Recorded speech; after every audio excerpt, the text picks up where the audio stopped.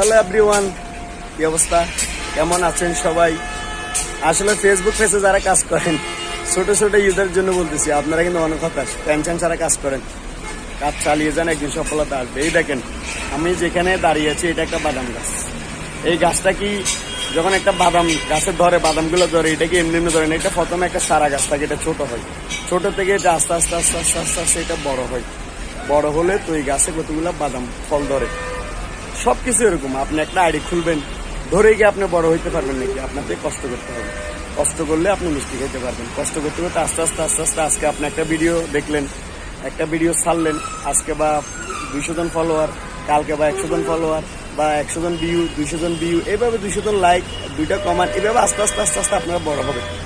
চালিয়ে যান, ধৈর্য সহকারে কাজ করেন, একদিন সফলতা আসবে। আমার ভিডিওটা ভালো লাগলে শেয়ার করে অন্যজনকে দেখার সুযোগ করে দিবেন। ভালো থাকবেন, সুস্থ থাকবেন। আসসালামু আলাইকুম।